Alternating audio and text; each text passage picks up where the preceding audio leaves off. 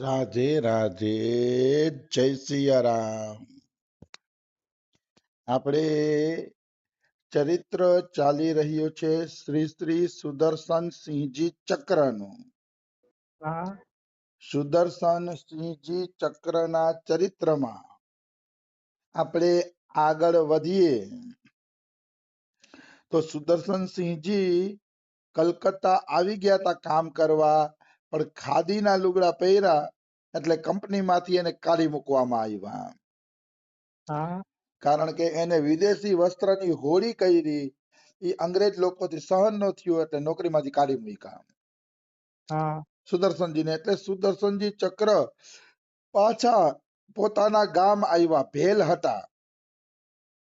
તો ભેલહટા પાછા આવ્યા ને તો ગામ વાળા માણસોએ સમજાવ્યા કે દીકરા તું ક્યાં સુધી ભટકતો રહી શકી, તમારે સરસ મજાની ખેતી છે, મોટી બધી જમીનદારી છે, તો ખેતી કરો ને મજા કરો.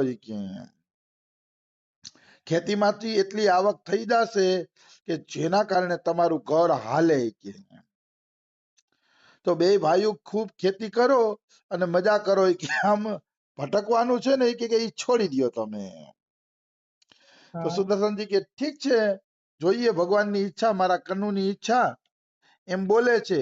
ત્યાં એક ભાઈ બોલ્યો કે બચવા, ઈ બાજુની ભાષા છે કે બચવા, પશુ પક્ષી પણ ઘોંસલો બનાવે છે, એટલે કે માળો બનાવે છે, તો તું ઈ કે લગ્ન કરી લે અને લગ્ન કરી અને ઘર વસાવીને પછી જીવન જીવો કે એટલે તમારે કે એટલી બધી તકલીફ ના પડે. હા તો સુદર્શન સિંહજી ચક્રને લગ્ન નહોતા કરવા એટલે કે અરે પ્રભુ, એ લગ્નમાં મને ન નાખો કે હું તો દેશભક્ત બનવા માંગુ છું, દેશ માટે પ્રાણ આપવા માંગુ છું કે મારે લગ્ન નથી કરવા. હા તો ઓલા ઘઈટા બધા સમજાવવા માંડ્યા, બેટા લગ્ન તો કરી લેવાય, તારે નાનો ભાઈ છે, એની દેખભાળ કરવા વાળું કોઈ નથી, તારી દેખભાળ વાળું કોઈ નથી, તો લગ્ન કરી લ્યો તો સ્ત્રી આવે ને તો દેખભાળ રાખે, એટલે લગ્ન તો કરી જ લેવા જોઈએ. આ રીતે ઓલા ઘઈટાવે બહુ દબાવ દીધું ને એટલે એને કીધું કે ઠીક છે ચાલો, તો હું લગ્ન કરી લઈશ, પણ કોની સાથે હું લગ્ન કરું. હા ત્યાં તો એના એક સંબંધી તૈયાર થઈ ગયા, બદ્રી તિવારી. હા બદ્રી તિવારી કરીને કોઈ હતા કે ઈ બધી ચિંતા ન કરો કે મારે બે દીકરી છે કે મોટી દીકરી તમારી કે હું કે તમારા એની સાથે લગ્ન કરાવી દઈશ. તો સુદર્શનજી ચક્રએ હાથ પાડી દીધી, પણ અંદરથી એનું લગ્ન કરવાનું મન નહોતું સુદર્શનજી ચક્રનું. હા તો રાધા રાણીની લીલા, કનૈયાની લીલા, એ લીલા એવી થઈ કે એ મોટી છોકરીને હૈજા થઈ ગયો. ત્યારે તો ઝાડા ઉલટી ને એ બહુ કઠિન બીમારી હતી. હા એ છોકરીને હૈજા થઈ ગયો ને છોકરીને, એટલે મરી ગઈ. એટલે સુદર્શનજી ચક્ર કે હાલો બલા ટાળી કે હા આમે મારે કે લગ્ન કરવા નહોતા, આમે લગ્ન નહોતા કરવા, આ હારું થયું કે જાણે કે બલા ટળી ગઈ કે. પણ બલા ટળી નહોતી હજી. ઓલો છોકરીનો બાપ એમ કેવા માંડ્યો કે મારી નાની દીકરી મારે સુદર્શનને આપવી છે કે. હા મોટી ભલે મરી ગઈ કે પણ બે ત્રણ દી પછી હગાઈ કરવી છે કે, અને મારી નાની દીકરીને પણ સુદર્શનજીને આપવી છે. સુદર્શનજી વળી ચિંતામાં પડી ગયા કે અરે બાપ રે, એક છોકરીથી બચ્યા ત્યાં બીજી દેવાનું વળી વિચારવા માંડ્યા. વળી એને ચિંતા થવા માંડી કે આ તો બીજી દીકરીની વાત હલવા માંડ્યા. હા તો મજાની વાત એવી થઈ, બીજી દીકરીની વાત આવતી હતી ને, તો બીજી દીકરીને એકવાર રાતે લાકડા બાકડા લેવા ગયે તો સાપ કરડી ગયો. ઓ સાપ કરડી ગયો ને એ મરી ગઈ બીજી દીકરી. તો સુદર્શનજી રાજી થઈ ગયા કે હાઈશ, મારા કન્નુએ મને બચાવી લીધું, આ લગ્ન ઝંઝટમાં પાડી દેત ને તો હું આમાંથી નીકળી ન હકત. હા મારા કન્નુએ મને બચાવી લીધો. હા તો ઓલા ઘઈટા એમ કે છે હાલો આપણે હજી એક છોકરી જોઈ આવી. તો સુદર્શનજી હસતા હસતા બોલે છે, હવે કેટલી છોકરીઓને તમારે મારી નાખવી છે કે તમને ખબર નથી કે મારી જેના હારે હગાઈ થાય છે એ મરી જાય છે કે બે તો મરી ગઈ, હવે કેટલાકને મારવી છે. હા પછી કોઈ સુદર્શનજીને લગ્નનું કહેતા નહોતા. પણ 1938 જયારે હનુમાન પ્રસાદ પોદાર ભેગા સુદર્શનજી કામ કરતા હતા ત્યારે પાછો એક સજ્જન આવ્યો પોતાની બેનના લગ્ન કરવા માટે સુદર્શનજી પાસે.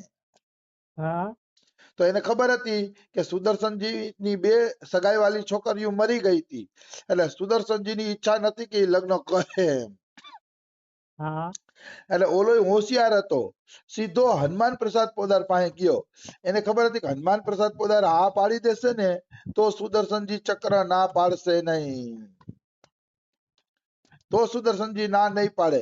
હોશિયાર હતો એટલે પેલા હનુમાન પ્રસાદ પોદાર પાસે ગયો અને એને કીધું કે તમે સુદર્શનજીને લગ્ન માટે મનાવી લ્યો ને તો મારે મારી બેન આને આપવી છે ઈ કે હા સુદર્શન સિંહજી ચક્રને. પોદારજી કે ઠીક છે, હું એને મનાવવાનો પ્રયત્ન કરું છું. પછી ભાઈજી હનુમાન પ્રસાદ પોદારજી સુદર્શન સિંહજી ચક્ર પાસે ગયા અને જઈને કહે છે ભાયા મારી એક વાત માનશો. રાજસ્થાની ભાષામાં પૂછે છે હા કે ભાયા મારી એક વાત માનશો. સુદર્શનજી કે અરે પ્રભુ એવું બોલાય કે તમે આદેશ આપો ને હું ન માનું, એવું થોડું બને ઈ કે બતાવો બતાવો ઈ કે શું વાત છે ઈ કે. તો ભાઈજી કે ના તો નહીં પાડો ને. તો સુદર્શનજી કે અરે પોદારજી તમને શંકા શું કામ થાય છે, આજ સુધી મેં કોઈ તમારી વાત ટાળી છે એમ. તો ભાઈજીએ ધડાકો કર્યો, તો એક કામ કરો તમે છે ને લગ્ન કરી લ્યો ઈ કે તમે વિવાહ કરી લ્યો. સુદર્શનજી તો સાંભળીને ચોટી જ ગયા, એવું લાગ્યું જાણે સાપ કરડી ગયો હોય. હા સન્ન રહી ગયા કે અરે આ બે છોકરીઓ મરી ગઈ હતી એમાંથી બચ્યો તો, અને હવે આ ત્રીજું પોદારજી વળી ક્યાંથી આ માગોલી આવ્યા વળી. જો આજ્ઞા ન માને તો પોદારજીની વાણી તૂટી જાય. એટલે પોદારજી માટે એને કહી દીધું કે ઠીક છે પોદારજી લગ્ન તો કરી શકીએ પણ કોની સાથે કરું. પોદારજી કે એ બધું મારી ઉપર છોડી દો. પોદારજી કે એ બધું મારી ઉપર છોડી દો, તમે ચિંતા ન કરો કે વ્યવસ્થા હું કરી દઈશ. પછી ઓલા સજ્જન આવ્યા અને સુદર્શનજીને છોકરી વિશે બતાવવા માંડ્યા કે છોકરીનું આ નામ છે, આ ગોત્ર છે, આ જાતિ છે, ફલાણું છે, આમ છે, બતાવવા માંડ્યા. તો સુદર્શનજી કે અરે ભાઈ મારે છોકરી વિશે કાંઈ નથી જાણવું કે. ભાઈજીએ કહી દીધું તારે લગ્ન કરવા છે તો ભાઈજીનો આદેશ માનીને હું લગ્ન કરી લઈ શકીએ. ભાઈજીનો આદેશ માનીને લગ્ન કરી લઈ શકીએ, બાકી મારે કાંઈ હવે કુલ ગોત્ર જાણવાની જરૂર નથી કે. પછી સુદર્શનજી ચક્ર એમ કે છે કે જુઓ હું એક ઘુમક્કડ માણસ છું ઈ કે હું બધી જગ્યાએ છે ને ફરતો રહું છું, એટલે ઘુમક્કડ માણસ છું ઈ કે.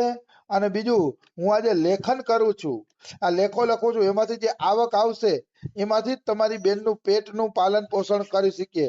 મારી પાસે બીજા કામ ધંધાની અપેક્ષા ન રાખતા ઈ કે. બીજા કામ ધંધાની અપેક્ષા રાખતા નહીં, કારણ કે હું બીજા કોઈ કામ ધંધા કરવાની નથી, કરવાનો નથી ઈ કે. તો કે મને કબૂલ છે, અમારે તમને દીકરી દેવી જ છે ઈ કે, તમે ભલે ને ગમે એનું પાલન પોષણ કરો ઈ કે. તો કે ઠીક છે. પછી સુદર્શનજી ચક્ર પોતાની કુટિયામાં આવ્યા. કુટિયામાં આવી અને કન્હાઈને કહે છે, કાનુડાને કહે છે કે કન્હાઈ યહ ક્યાં ખટપટ કર રહા હે તું. કાનુડાને કહે છે કે હે કાનુડા તું આ શું ખટપટ કરે છે કે. मैं नहीं चाहता कि तेरे और मेरे बीच में कोई आए. બહુ મહત્વની વાત કરી સુદર્શનજી ચક્રએ. સુદર્શનજી કહે છે કે કાનુડા આ તો હું ખટપટ ઊભી કરે છે કે હું નથી ઈચ્છતો કે તારા ને મારા વચ્ચે કોઈ છોકરી આવે કે. તું અને હું આપણે બે ભાઈઓ મજા કરીએ છીએ કે પછી આ લગ્નનું ઝંઝટ શું કામ કે કન્નુ તું હું કામ આવા ખટપટ ઉભા કરે છે. પણ કન્નુ કાંઈ ખટપટ ઊભી નહોતો કરતો. કન્નુ તો અમુકનો વ્યવસ્થા બનાવતો હતો. 5 દીની અંદર એ છોકરીનો પગ લઈપસો અને એ પાણીમાં ડૂબીને મરી ગઈ. ત્રીજી છોકરી પણ મરી ગઈ પાણીમાં ડૂબીને. સુદર્શનની પ્રસન્નતાના કોઈ ઠેકાણું ન રહ્યું એમ. સુદર્શન કે હવે તો મારે કોઈ છોકરી મારવાનો ધંધો કરવો જ નથી કે મારા કારણે કે 3 છોકરી તો મરી ગઈ કે હવે મારા દ્વારા કોઈ છોકરી મારવાની જરૂર નથી. પછી તો એને બહુ મોટો અવરોધ હટી ગયો એટલે ખુશી મળી. કુટિયામાં આવ્યા. કુટિયામાં આવી અને કાનુડાને કહે છે, प्रिय पावन होगा वह क्षण कब, मेरे हृदय स्थल पर होगा तू मम आश्रय जीवन धन कब. મતલબ હે પ્રિય, હવે કોઈ છોકરીનું માગું મોકલતો નહીં, 3 તો મરી ગઈ છે કે હવે તો મારા હૃદય ઉપર તું ક્યારે પ્રભુ બિરાજમાન થાય છે. હા તું વાહ બિરાજમાન થઈ જા બસ. હવે આ હૃદય ઉપર બીજા કોઈને બિરાજમાન નથી કરવા. આ હૃદય તને અર્પણ કરી દીધું છે. એમાં કોઈ પર સ્ત્રી કે બીજી સ્ત્રીને બિરાજમાન નથી કરવી હવે કે. હા અને મારા હૃદય ઉપર પ્રભુ હવે તું જ બિરાજમાન થા ને આજે લગ્નની ખટપટ છે ને હવે બંધ કર. 3 તો મરી ગઈ છે કે. આ રીતે સુદર્શન સિંહજી ચક્ર સંપૂર્ણ રીતે વિવાહથી મુક્ત થઈને આખું જીવન બ્રહ્મચારી તરીકે પૂરું કરે છે.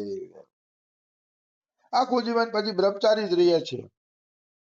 કારણ કે 3 છોકરી મળી ગઈ પછી આગળ એને કોઈ પણ પ્રકારના લગ્નની વાત હાલી નથી.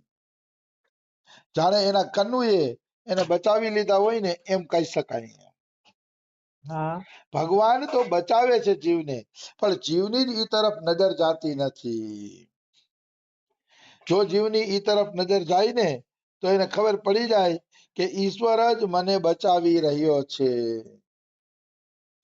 એમાં કોઈ એટલે કોઈ પણ પ્રકારની શંકા નથી. અરે હનુમાન પ્રસાદ પોતાના 3 લગ્ન થયા તોય ભગવાને બચાવી લીધા. હા પોદારજીના તો 3 લગ્ન થાય છે. અહીંયા જુઓ, સુદર્શનજીના 3 સગાઈઓ થાય છે અને 3ય હગાઈ વાળી મરી જાય છે. તો બીજી બાજુ પોદારજીના 3 લગ્ન થાય છે હનુમાન પ્રસાદ પોદારના, તોય ભગવાન એને મહાપુરુષ બનાવી દીધા.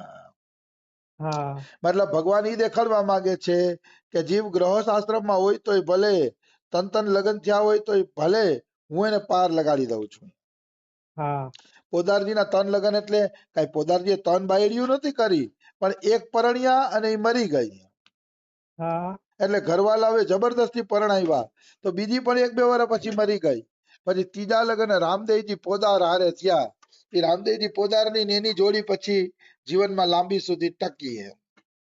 હા એની જોડી લાંબા સમય સુધી ચાલી.